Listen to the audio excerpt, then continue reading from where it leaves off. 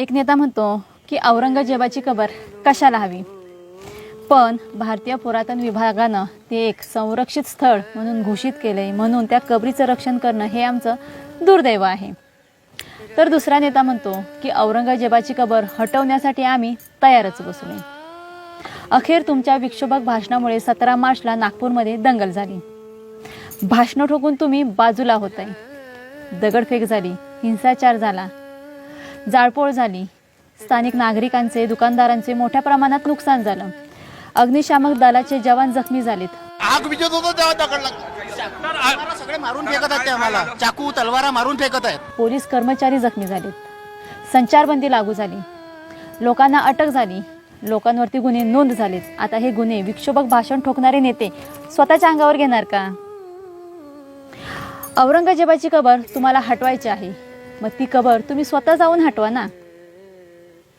सर्वसामान्य जनतेला प्रेरित करून भडकवून देऊन गुन्हे करायला लावायचं आणि स्वतः त्या लोकांच्या मागे दडून बसायचं आणि स्वतःची पोळी भाजून घ्यायची. तुम्ही तुमच्या मुलांना रस्त्यावर उतरवून दंगे करायला लावा, नाहीतर तुमच्या नातेवाईकांना लावा, पण गोरगरीब जनतेच्या मुलांना भडकवून दंगे करायला लावणं सोडून द्या. अहो, महाराष्ट्रात अनेक मुद्दे पेंडिंग आहेत, त्या मुद्द्यावरती तुमचं लक्षच नाही आहे.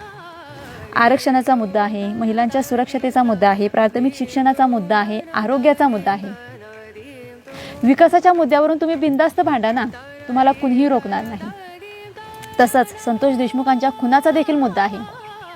कदाचित या मुद्द्यावरूनच समाजाचं ध्यान भटकवण्यासाठी नागपूर दंगलीचा तुम्ही सुनियोजित कट तर आखला नसाल ना.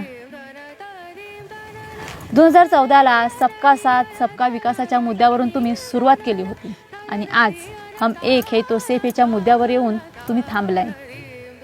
बाकी औरंगजेबाची कबर जर असेल तर आम्ही आमच्या पुढच्या पिढीला गर्वाने सांगू की मराठा साम्राज्य काबीज करायच्या उद्देशानं आलेल्या औरंगजेबाला पण शेवटी या महाराष्ट्राच्या मातीतच मिळावं लागलं, पण तो आमच्या राजांना पराभूत करू शकला नाही. हा आमचा इतिहास आहे. हा इतिहास सांगायचा असेल किंवा सांगायचा झाल्यास महाराजांच्या गड किल्ल्यांचं जतन करणं जितकं गरजेचं आहे, तसंच औरंगजेबाची कबरही असणं गरजेचं आहे.